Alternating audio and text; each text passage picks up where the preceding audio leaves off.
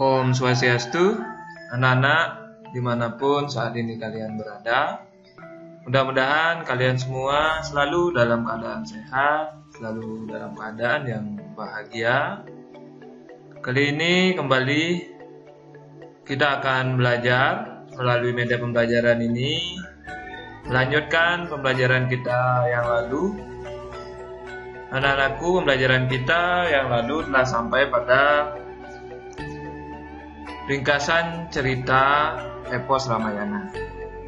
Nah, anak-anakku, kali ini Bapak akan melanjutkan pembelajaran di bab 1 ini, yaitu terkait dengan nilai-nilainya yang terkandung dalam cerita. Namun sebelum kita akan lanjut belajar, seperti biasa, marilah kita mulai pembelajaran ini dengan berdoa. Baik, doa Saraswati Puja akan Bapak pandu. Silakan ambil sikap sempurna untuk melaksanakan doa. Jadi doa Pak mulai. Om Saraswati Namastutyam Waradya Kamadu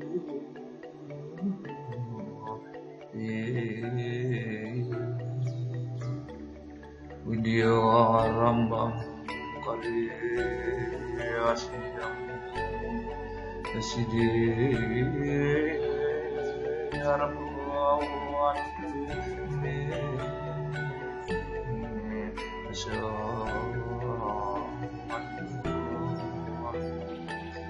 Om Hyang Widi dalam berbau sebagai Dewi Saraswati, sembah rendah hati hamba kepadamu yang merupakan pemenuh semua keinginan hamba. Hamba mulai belajar dengan permintaan agar engkau senantiasa melimpahkan karuniamu pada hamba. Om Santi, Santi, Santi, Om. Baiklah anak-anak, doa selesai. Jadi harapkan semua semangat ya dalam mengikuti pembelajaran kita saat ini. Baik, Pak akan lanjutkan dengan materi. Baiklah anak-anak, ini adalah materi terakhir di bab 1 ini, yaitu tentang nilai-nilainya dalam Ramayana. Nah, dalam epos Ramayana, dalam penjabaran materi kita kali ini akan menguraikan tentang cerita yang menggambarkan atau melukiskan nilai-nilai yang terkandung di dalamnya. Nah, dalam Ramayana dikisahkan Raja Dasarata ketika beliau melaksanakan homayanya untuk memohon keturunan. Beliau meminta Resi Lesya Srengga sebagai Purohita. Purohita ini adalah orang suci yang memimpin upacara tersebut untuk melakukan pemujaan kepada Dewa Siwa dalam upacara Agni. Nah, setelah upacara tersebut, beliau mendapatkan 4 orang kesatria dari 3 permaisurinya, yaitu Sri Rama, Bharata, Laksmana, dan Satyajina. Kemudian lebih rincinya kisah ini atau persiapan homayanya yang dilakukan oleh Prabu Dasarata itu lebih banyak atau lebih rinci dipaparkan dalam Kekawin Ramayana yang di dalamnya tentunya sangat syarat sekali akan nilai-nilainya. Anak-anak semuanya, bahwa nilai-nilainya yang terkandung dalam epos Ramayana ini dirumuskan berdasarkan 5 persen. Jadi nanti dalam materi kita ini, nilai-nilainya yang terkandung dalam Ramayana, dia akan muncul dalam 5 Yanya atau yang kita kenal dengan Pancayanya. Nah, untuk lebih jelasnya, mari kita lihat masing-masing nilai-nilainya yang terkandung pada Pancayanya. Nah, dalam Pancayanya jelas kita sudah sangat lumrah mengetahuinya ada 5. Ya, kita akan mulai dari Dewoyanya. Nah, nilainya, khususnya nilai Dewoyanya dalam epos Ramayana, dapat kita lihat dalam cerita Ramayana, yaitu banyak sekali tertuai hakikat Dewoyanya dalam perjalanan kisah. Seperti pelaksanaan Homayanya yang dilaksanakan oleh Prabu Dasarata. Homayanya atau Agnihotra sesuai dengan asal katanya Agni itu berarti api, kemudian Hotra itu berarti penyucian. Jadi upacara ini dimaknai sebagai upaya penyucian melalui perantara Dewa Agni. Nah, mengingat para dewa diyakini sebagai penghuni Swaloka, maka sudah selayaknya bahwa yatnya yang dilakukan umat manusia itu mesti melibatkan sirkulasi langit dan bumi. Anak-anak, pada bagian yang lain dari cerita Ramayana juga disebutkan bagaimana Sri Rama dan Laksmana ketika ditugaskan oleh Raja Dasarata untuk mengamankan pelaksanaan Homa yang dilakukan oleh para ulama di bawah pimpinan Maharishi Wiswamitra. Nah, dari kisah tersebut tampak jelas sekali bahwa ketika pelaksanaan Homayanya yang memiliki kemampuan atau keampuhan daripada upacara tersebut yang amat luar biasa. Nah, dari rangkaian cerita atau epos tersebut sangat jelas bahwa mencerminkan pelaksanaan yajna dalam Homayanya atau Agnihotra tersebut menunjukkan nilai dari dewa yajna. Jadi itu anak-anak terkait dengan nilai dewa yajna. Kita akan lanjutkan ke nilai resiannya. Nah, pada kisah Ramayana, nilai-nilai resiannya dapat dijumpai pada beberapa bagian, di mana para tokoh dalam alur ceritanya sangat menghormati para resi. Jadi, tokoh-tokoh yang ada dalam epos Ramayana ini sangat menghormati keberadaan para maharesi, para guru suci. Ketika para maharesi sebagai pemimpin keagamaan, penasehat kerajaan, dan sekaligus guru kerohanian. Nah, misalnya pada kekawin Ramayana Pratama Sargah bait 30 dijelaskan sebagai berikut. Ampun puo sira pinuja Dino janan sang maharesi parit pahlawan sang wiku saksi windur sido dina sinan. Terjemahannya adalah begini ya. Sesudah beliau dipuja, disuguhkan suguhan sang maharesi bersama sang wiku yang menjadi saksi, dihormati, dipersembahkan hadiah untuk beliau. Nah, itulah penggambaran nilai resiannya dalam epos Ramayana tersebut, bahwa bagaimana tokoh-tokoh dalam Ramayana itu sangat menghormati para maharesi ataupun guru suci.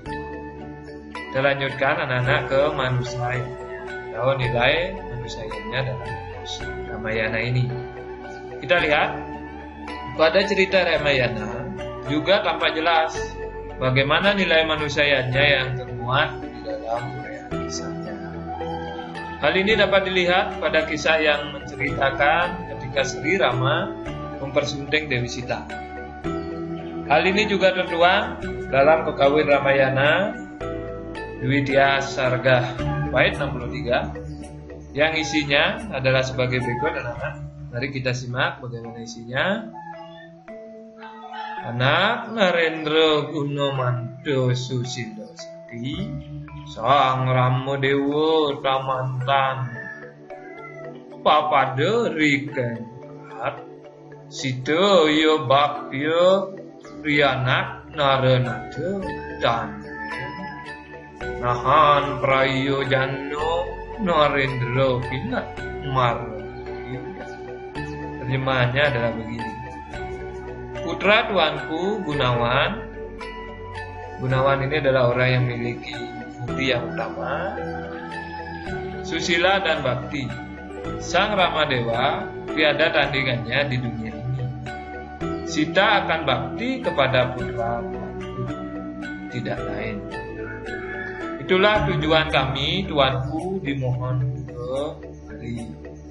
Nah, anak-anak, bisa kita cermati bahwa dari kutipan sloka ini terkandung nilai manusianya yang tertuang di dalam epos Ramayana tersebut. Upacara Sri Rama mempersunting Dewi Sita itu merupakan suatu nilaiannya yang terkandung di dalamnya. Selayaknya suatu pernikahan suci, upacara ini dilaksanakan dengan niatnya yang lengkap, dipimpin oleh seorang purohita atau pemimpin upacara suci keagamaan pada saat itu, raja, dan disaksikan oleh para dewa, kerabat, kerajaan, beserta para maharsi. Nah, itulah keberadaan nilai